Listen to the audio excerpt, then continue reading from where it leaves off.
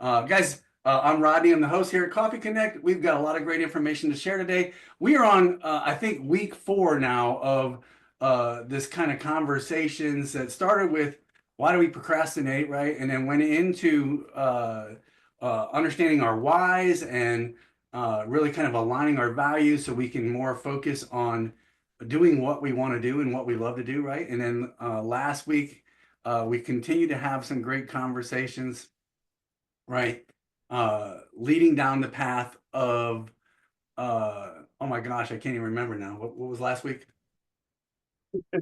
I seen Dave mouth it, right? Outward versus inward mindsets. Yeah, Yeah. outward versus inward mindset, right? And why being having a giver's attitude goes a long way, right, to helping us facilitate. And then we wanted to lead that into today, right, which was really kind of networking strategies and why we network and why we come here and what are we hoping to get out of it and stuff like that. And so I will tell you for Cincinnati folks, before we jump into this and I turn this over to Jeff, February 20th, guys, coming up really quick.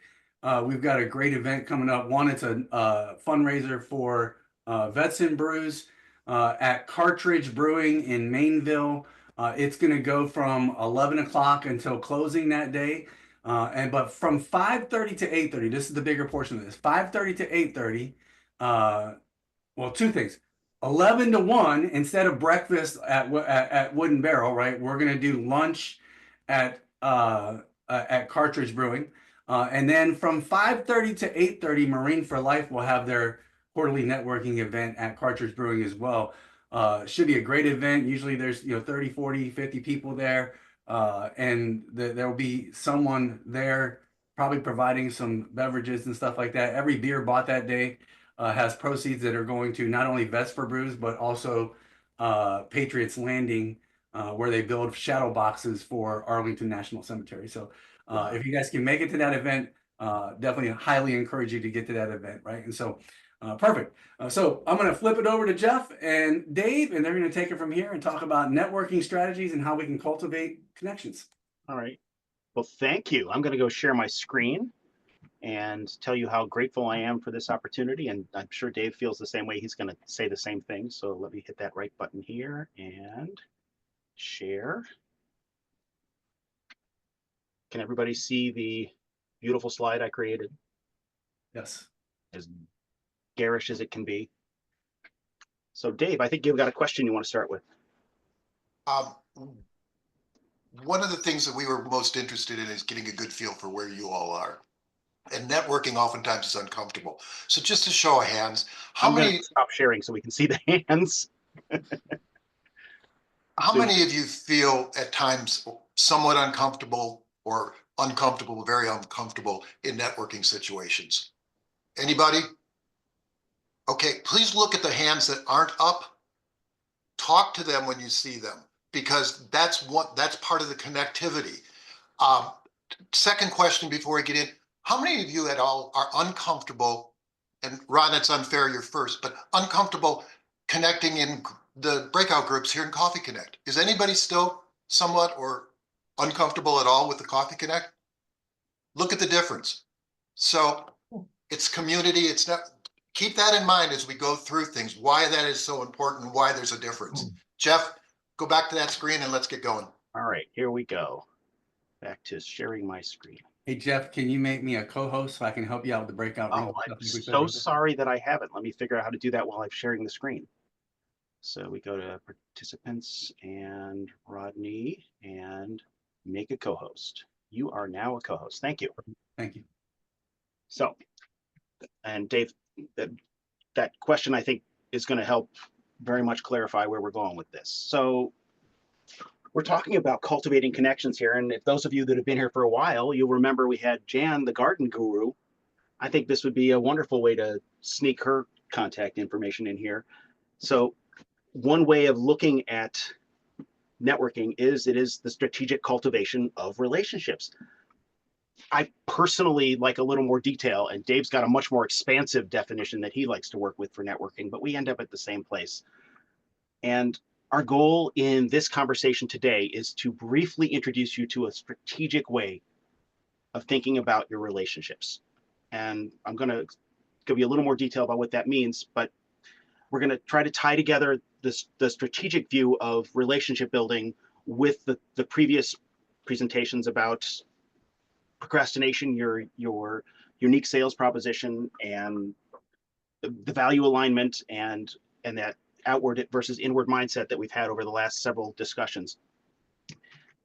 But before we do that, I really do like to start with definitions. And if you're not familiar with this idea of strategic versus tactical thinking, this is a quick overview of some of the differences. It's really big picture versus little activity thinking. And when you are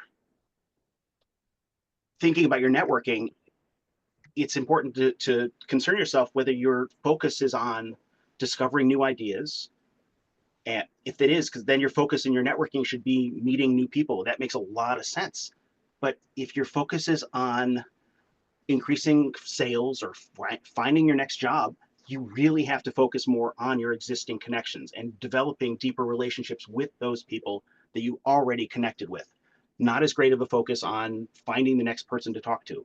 That will come naturally, but you really do need to figure out how to get to a deeper level of conversation with the people that you already know. You want to find out who will do things for you and who are you willing to do things for. So, can I jump in there real quick? of course. Can you flip back? Yeah, I can. One of the things we wanted to really highlight here is, again, if you look at just the examples of strategy, it's so important to do your homework and to be prepared. Like when you think of the big picture, it's, as Jeff said, why are you networking? In the global, as we were talking about, which way do you want your ship in one of the earlier ones to go? That's a big picture. But then the specific tactics is, I want it for job search. I want it for sales. It's going to be, as Jan would say, tending your garden. What seeds, the who, and so on there. But if it's coming to Coffee Connect, do you even have a, why are you here? What do you want from it? Each time you're there, you should have an agenda, even if it's just a broad general one. Then you can go back through. And I think that the most important thing on that slide is realize without strategy and tactics, you're not going to get the actions you want. And if you don't do the actions that you need and want to do, Jeff calls it wasted. It may be inefficient, whatever word that you feel comfortable with, you're not maximizing. And I just wanted to come back to Jeff's earlier statement. This is one of the reasons you procrastinate. At least it is for me. If you're not prepared, you oftentimes don't pull the trigger. And personally, I tend to think more tactically in my networking. I want to know what to say, what information to connect with, to get from people, what information I need to share with people, and how to do that. David brings a much broader strategic thought process to this. And thank you for that. So these are skills that you will want to master. We're not going to go into depth in all these. These could all be their own or multiple Coffee Connect discussions, but you ought to be able to think about how you have, or what level of skill you have in these different network or relationship building strategies. And if you're building your existing relations, oh, by the way, this is not all of the skills that you will want to master in your strategic networking. This is just a important 6 of them. And I'm sure if we took the time, we could make a list that's significantly longer. If you are going to focus on strengthening your existing relationships, you should start with the people you already know, your family, your friends, your colleagues, the people that you already are talking with, and it can be somebody you've met here at Coffee Connect. And your goal is to find ways to build deeper connection by fostering trust with them, understanding them better, and finding ways to support them and improve the quality of your interactions over time. Dave, do you have anything to add here? No. All right. We're good there. So we're going to take this into a breakout early on. So can I jump in here and should go there? Before I explain how we're going to do it and what we're going to do, I want to give you a thought as you go into the breakout room. If you if you don't know who Meatloaf is, the artist, look him up. But most of them, most of you that probably know that, there's a song, I'll do anything for love, but I won't do that. And if you think of KLT, know, like, and trust, that's kind of the issue. You can know, like, and trust somebody, but still feel uncomfortable providing assistance or asking. Your inner core that Jeff just mentioned, that's your know, love, and trust. Those people will go out and do anything possible for you. So when somebody that you go, well, I'll use Ron. I think periodically, because of political differences, we may not do that, but we will do almost anything but that. And so those are the things. Don't be surprised when somebody jumps up and does something for you. It's probably because you really have them as an interconnection. So with the breakout here, we've shortened this down a little bit. And if you can take a screenshot, it would help for your groups. What we're going to do is we'd like to have the groups look at each of the tactics here, like active listening or open and honest conversations. And for each of the categories, effective communication, building trust, quality time, expression, appreciation, and emotional support, we'd like you to brainstorm, which means quick hitting, no questioning. That's a stupid idea, Dave. But put those things down so you can compare and contrast where it works within your group. So brainstorm, share the examples, pull it together, and then discuss within the group how that's helped you. Because again, the groups we're going to put together hopefully will have some synergies and will also help you better connect. And the way we're going to do the groups is different. If you're in, and Rodney, do you know who's all in job search? So I've got 2 rooms already set up. I think I have everybody that's in job search. Okay, the job search people, please go to rooms 1 and 2. If one is totally full with like 3 or 4 people, jump to the other one. But this way you have some commonality to talk through things. The others are either probably business owners or in some way, shape, or form selling, such as a project manager or others. And the others like Joe and Bob, please go. The others that may fit into other things, go into that group. Same issue. Let's bring those ideas to the table while you're in there and then share. We can compare and contrast a little bit from your point of view, where you are now in your cycle.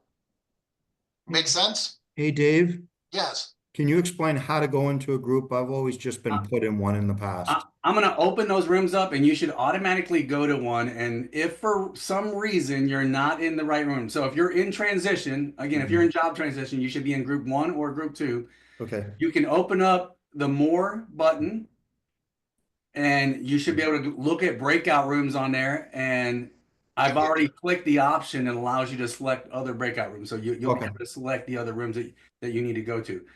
If I've got you in the wrong room, I apologize, but I'm gonna go ahead and open them up. We'll go for about 9 minutes, David. No, don't pull 10 minutes.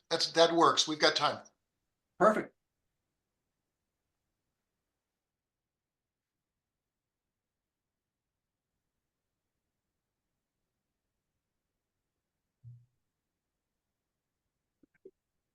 Thank you for this, Rodney. The only one I didn't assign was fireflies. So Yeah. I'm gonna jump into a group. Right.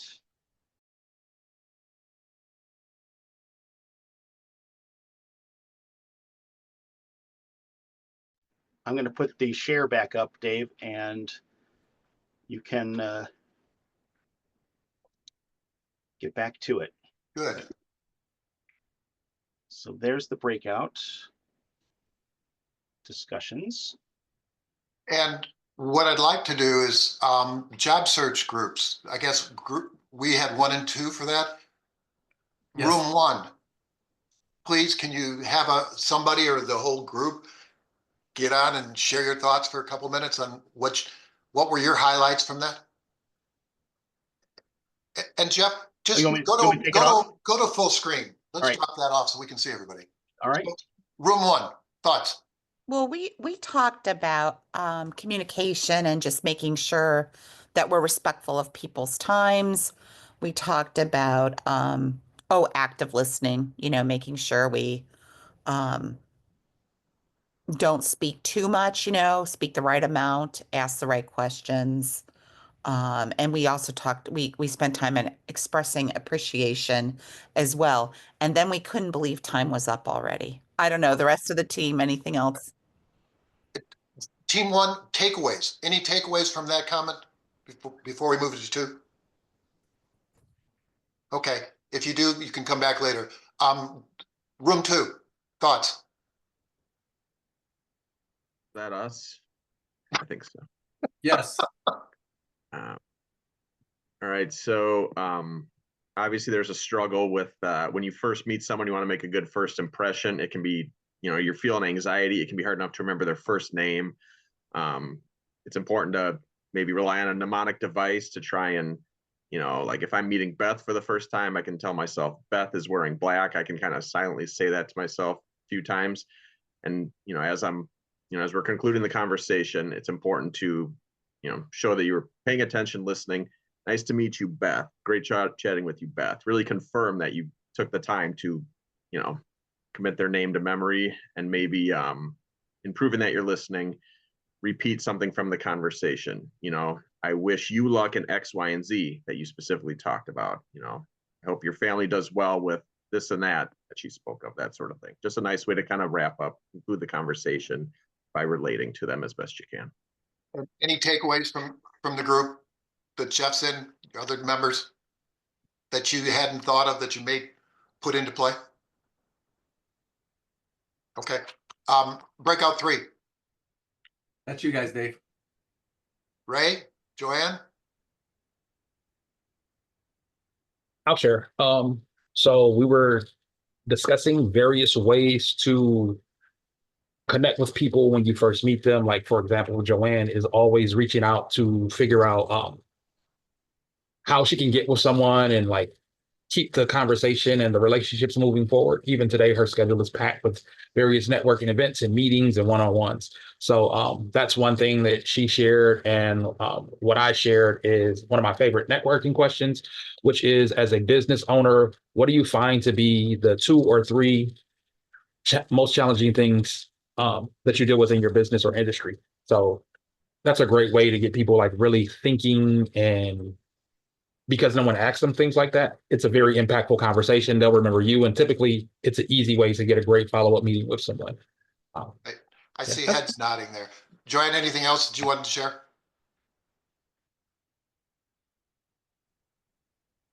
I'm good. Okay. I think the one thing that came out that I wanted to share about both of them, when we talked about prioritizing, I asked when they said, do you make time available? They both said for their core networks. They will drop everything for their core. And the key word was because we want to help. So it is that balance that's so important when you're looking at job search or in business. Who are those people that will drop the know, love, and trust? How about group four? Jill, Julie, Tim, and Warren. Warren walked away, so he's not going to be the one talking. Go ahead, guys. I'll try that one. Active listening, and that I said that not only do you active listen, but you should also be aware of their environment, especially if you're doing an informational meeting. They're in their office.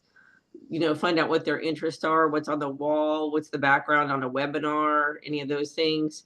Value connections, and that one of the things that Tim didn't like is that one person just kept reminding him about their meeting, and that week before, day before, hour before, the person that was connecting with him didn't value that. He doesn't like that, versus doing it a different way, and that the relationships and stuff was the 80-20 rule.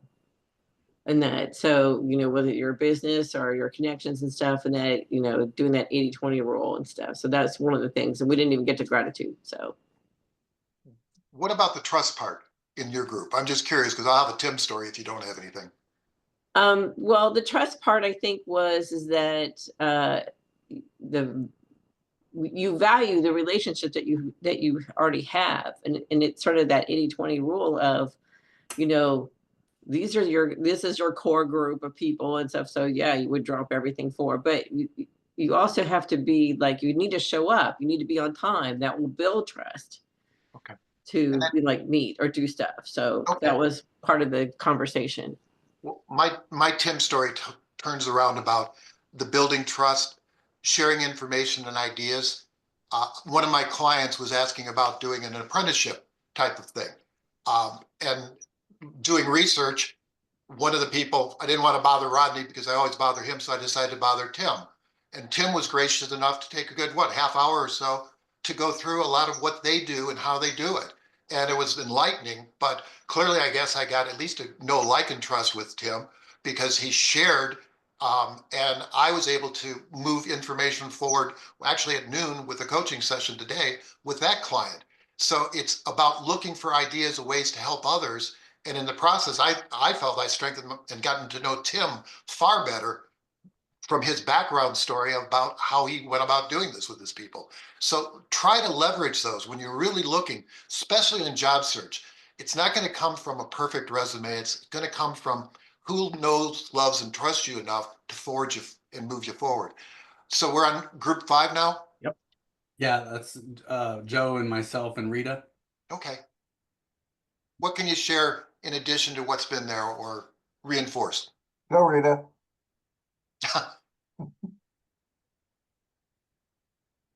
So I think we spoke about a lot of things, and Joe had a great comment about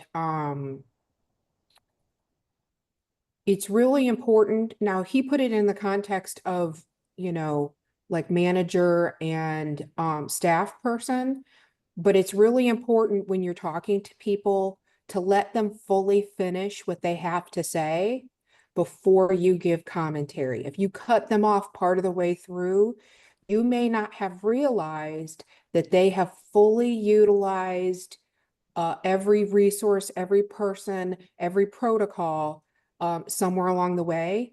And you actually build trust with people when you let them speak fully.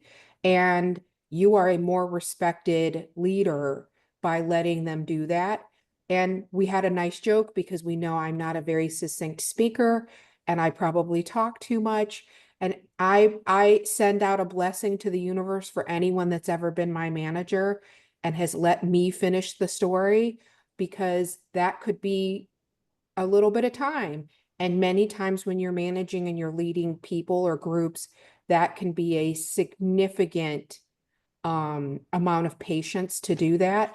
But that is an effective communication that builds trust, but it requires quality time.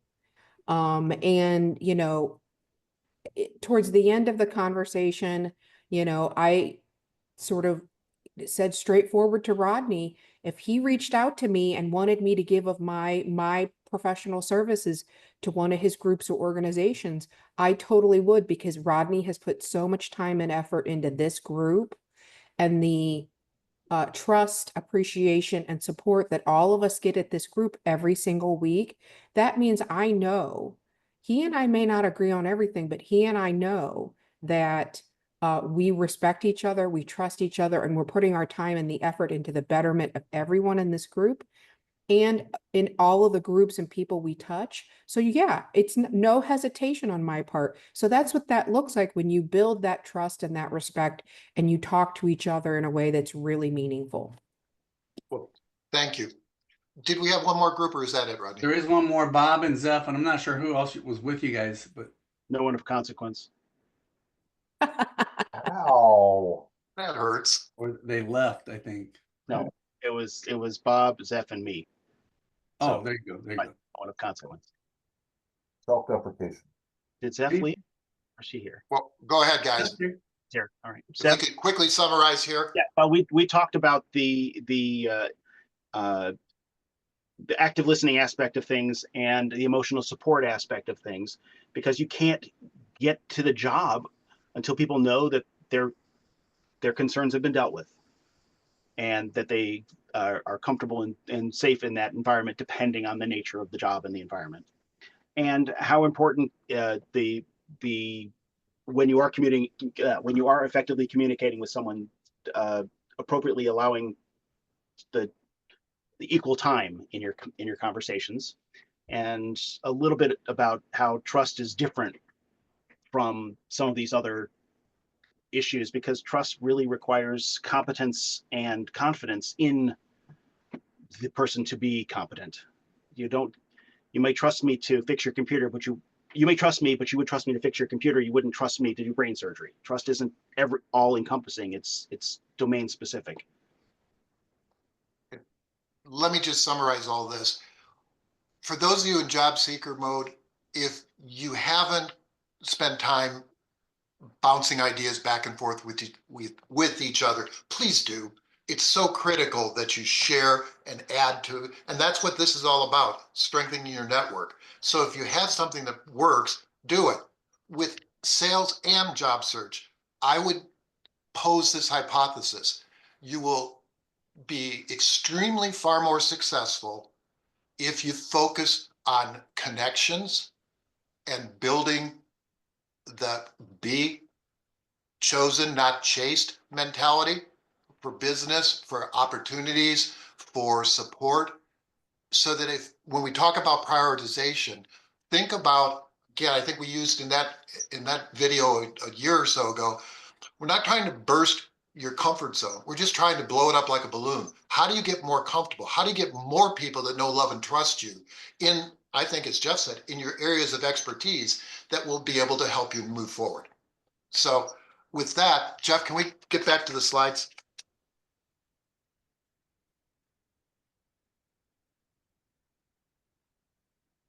Maybe not. There we go. And then one more.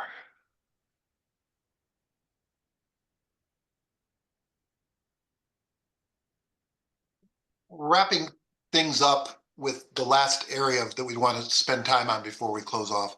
It's the end game. Getting to the point in your relationships where you're comfortable enough to ask and be asked this question.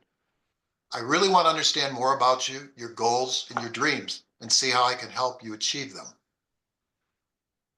That's the point of alignment.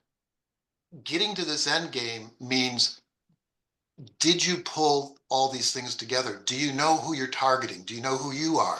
So this is really the key. And I would just like to put up the next slide, Jeff, so people can see it, but then I want to go back to the group if we can.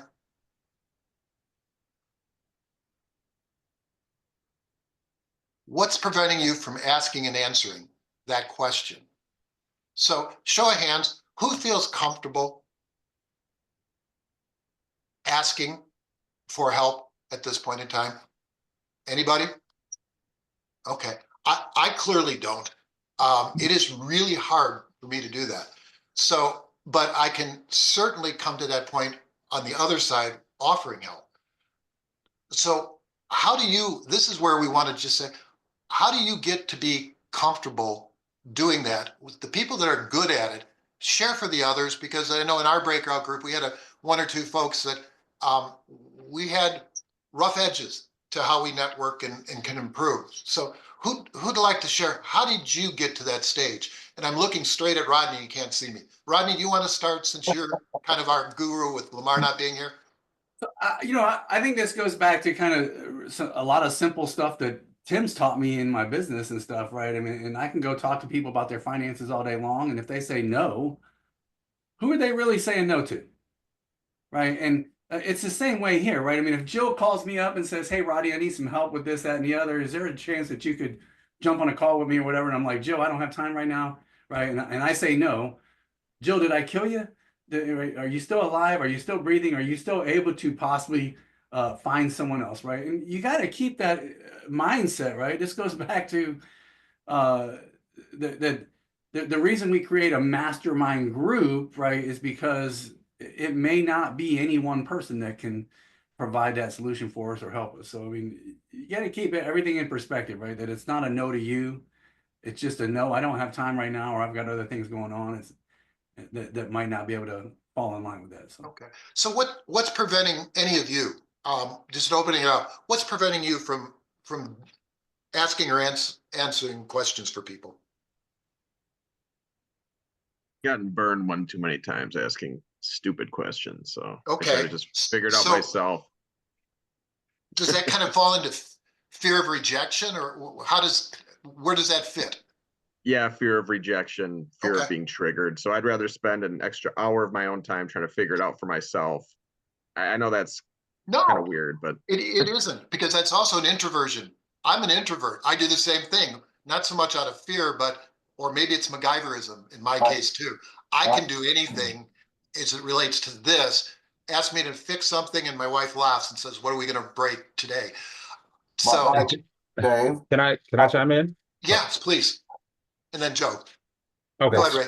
Specifically for Jeff, like, I don't think that people can ask stupid questions. It's more so how you phrase anything that you ask. So specifically, like for example, with myself, I find myself talking to a lot of professionals, and they'll start to speak in their professional jargon, and I'll say, "Hey, can you translate that to English for me?" Or or speak in a language which I can comprehend. And from there, they'll realize what they're doing, and it won't be perceived as like a dumb question, because a lot of people don't realize that they're a professional what they do, and certain terms and things are just natural to them, where to everybody else it's like, I've never even heard of what you're referring to. So Okay. Joe, Thanks, what were Ray. you? my thought to Jeff would be, are you asking the wrong question or asking it in a poor phraseology, or are you just asking the wrong person? There you go. And that's what my thought was too. Well, let me share another one. Procrastination oftentimes is an issue here. If you think about it, because lack of preparedness or stubbornness, lack of tools, lack of focus, it's back to understanding your core in those initial meetings. Rodney. So going back to what Joe was just saying, right, Jeff, there's maybe it just irritates me, right, when someone says, "I'm going to ask a stupid question." I hate it when someone prefaces that, right? Just so the better way to do it, right, and it takes the onus off of you. Just what Joe was saying. You may not be the right person to ask this question, but let me ask it anyway, because now they feel like maybe I'm not adequate, right? And hopefully they're going to be honest with you. If they can't answer the question, they're going to say, "Oh, you're right. I don't know the answer to that, but I bet you I can get you in contact with Ray Matthews. He might be able to actually point you in the right direction, right?" And therefore, there is no such thing as a stupid question. Any other fears or things that are holding you back? If in a presentation years ago, I did ropes, walls, and gremlins. So again, realize a gremlin on your shoulder of this is always the way it's been can also be something. Don't let that little sucker on your shoulder take over when it's so important. So Jeff, do you have anything else to add here before we kind of conclude it all? Just that in your networking, the faster you can get to this question and knowing your own answer, if someone were to ask this for you, the better your networking will be. So if somebody were to ask you this question, you need to have a ready answer. And that requires pre-thought, and part of your strategic process of your networking should be to generate that answer. Don't just try to do it on the fly. And bonus there. That's a true gremlin fighter, okay? If you have gremlins in your life. There you go. And Rodney, do you have those right available with Coffee Connect logos on them? This is what you need. Or maybe that's can be Is the that the speaker Mont presentation. Deuce? That's what That can be the presentation gifts. You can give out the little gremlin fighters. Well, let me wrap up everything. Some ideas, some additional ideas for positive change. And it's kind of tying back to where it all started back 3 or 4 weeks ago. Knowledge is critical. Continuing to learn is paramount.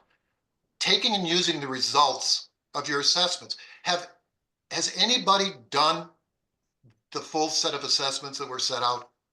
The standout, the others? Please do the standout. People in transition. Natalie, who was here last week, did it and said, it gave me such a wealth of information to use on my resume and my cover letters, and it reinforced what I'm good at. If you don't do anything else, do it. It's free and it's wonderful.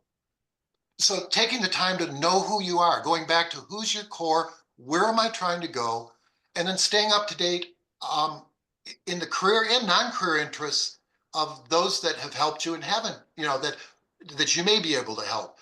Leveraging ideas like Tim for my client, or there's another marketing person that I was talking about elephant hunting for his sales goal. He never realized he needed one major client a quarter. He was trying to do it with hundreds of little guys.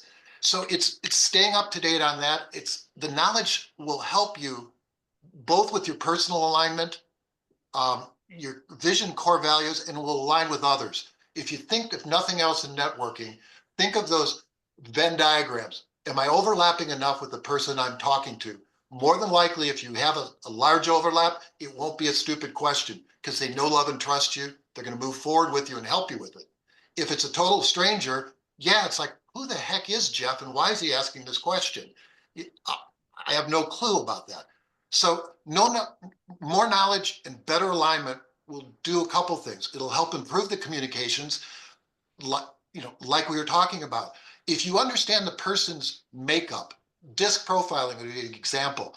When you all were talking about interrupting, high D personalities by nature interrupt each other. I'm a D. I have a terrible habit of interrupting people because I want to get to the point. In a group of Ds, there's never a quiet moment, but it pisses people off that aren't. And I apologize, but when you understand why I'm doing it or how I'm doing it, you have a better perspective of things. So understanding where that other person comes from and whatnot is critical, again, to your alignment. Has anybody worked yet on and strengthened their unique selling proposition, your USP, since the beginning? Please do. Again, that's going to give you an ability to say, how do I help other people? And in job search, it differentiates you. You're not just a chief financial officer. You're not just a marketing specialist. You're not just some guy that sells investment tools or mortgage or whatever it might be. You have more to it than that. And I think, Ron, just nod your head. Have you found that those conversations to be helpful trying to focus your USP? Okay, so that will make a big difference in your networking. You'll get the alignment with your communications, and then providing help to the connections once you know your USP, looking for ways to help that know, like, and trust, or know, love, and trust group is going to give you the opportunity. Somebody says, Ray I want to balance what I give and what I get, but he doesn't need to do it in the same setting. So many of us, that's one of our fears. I didn't give Rodney what he needed today, or I didn't give him as much as he gave me. I feel like I shouldn't ask a second time. Well, Rodney may say, Dave's given me more than I've given him, and I've misaligned that one. So understand all that. What I'd really like you to kind of end this all with would be, if you don't reach out, if you haven't identified that group of 20 to 50 people that really know, like, and trust you, that can help you in whatever it is, go back and do it and start. It's only February. Start reaching out on a regular basis. Make that part of that prioritizing relationships. That will get to your goals. I can honestly say I still have, besides Lamar from 45 years ago, I still have clients from my first banking, or contacts from my first banking arrangements in the 80s. I have all the way through still maintain contacts because I still look out, or they look out for me. My angel trusted advisor is a retired accountant. We will, we'll do anything for each other because we stay in touch and we just ask. So that's the key. Don't shirk because you're in a need position right now. If you work with your connections, you'll find some really magical things happen. So if there's questions or Jeff comments, hopefully you've got at least one question or two questions to take back to yourself, or maybe an aha moment, or hopefully one more person that you now consider in your KLT network. I got a question in that. When were the assessments done in that? Because I haven't been to every meeting, so. We had them in the notes a couple times. Julie, I think I've got your contact information. I'll be happy to send you. Okay. There was a couple. The most important one is just an assessment called Standout, but the others were about your mindsets, and that kind of fell in with Rodney's presentation. And the So I'll be values, happy to do that afterwards. and the values exercise was handed out along the way too. That was in there. That's Um, true. And yeah, I can definitely I can send those out again. As Would we you? continue. That way everybody will have them in case they pitched them. And Jill McCarthy also mentioned in the chat that she can help out with that as well, from a strength finders and stuff. So we're hoping that Rodney, let me ask Jill. Jill, unmute for a second. we're hoping we're going to get her aligned and come in and talk to us here in a couple weeks and give us another. If you had a 30-second blip and it bleeds into 45 seconds, where's the value of strength finders to this group? So the value of strengths finders, that's kind of where standout comes from, you know, with Marcus Buckingham, and it is really focusing on who you are, like be more you.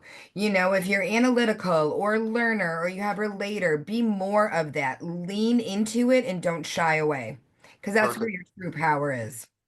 And most of you have heard this, but let me just tie that back.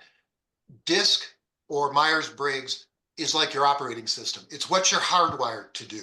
You act and deal in that environment almost from birth, and as you learn, it stays with you. It's pretty much there, and your strength finders or your standout are your 5 most optimal or most used operating or programs within your operating system. It's the things, as Jill says, you rely on or should rely on. Standout breaks it into 2, but they both do the same. And quite honestly, the guy that wrote Standout originally was part of the strength finders. So it just comes in a different format. And what I like, Jill, is with strength finders, you can break those into 4 categories too. Yeah, the strategic, which also helps you then get back to your core. So yes, you've got another expert here that actually does it on a regular basis. I'm more of one of those people that have just leveraged it in, and I'm, call me a zealot for that. So between us, please reach out, because we can share whatever you need to get you more comfortable in your USB. Awesome. Thanks, Give it up for Jeff and Dave, the guys, and we're gonna actually continue on some more of these conversations. I'm gonna have her unmute herself real quick as she's taking a drink of her coffee or whatever she's drinking there. And next week's conversations, we're actually entitling it "Sparks and Synergy" with Zeph. So Zeph, you want to kind of give us the prelim of what next week's going to be about? Surprise! No, so I created an in-person Sparks and Synergies event, and I wanted to test this model out online in an hour session. The idea is to really spark the synergies, the collaborations, and to do that, and to what Jeff mentioned earlier about the trust, this will probably help us all to gain foster and cultivate that trust factor amongst us a little bit more, because the focus is really going to be on getting to know each and every one of us beyond the stories that we're going to share. So stay tuned until next week. Awesome. Thanks a lot, Zeph, for that. Appreciate that. Any closing remarks from Dave or Jeff before I kind of wrap this up? Nothing? No.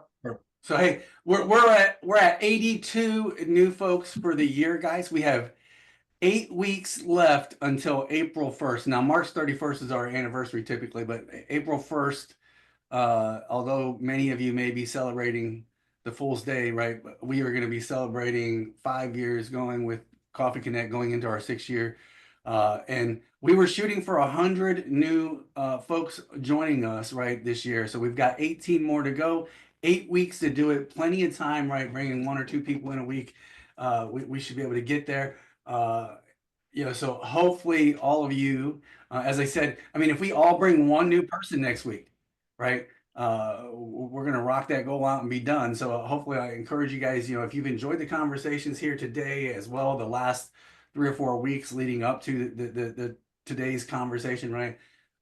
Bring somebody else in. Dave brought Ron in today, and Jill was brought in a couple weeks ago from Jessica, and that's what we need just to continue to spark the growth of the group and stuff. So hopefully you can go out there, take what you've learned today. I don't know if anybody here in this entire group, right, will ever know how much your relationships, right? How much joy that I've gotten the last 5 years from learning with you guys, man, and just growing with you guys, and continuing to spread that web and foster that culture of growth for not only those that are here today, right, but the thousands of people that we've reached out to over the last 5 years. Go out there, have a great week, everybody. Remember, I love you.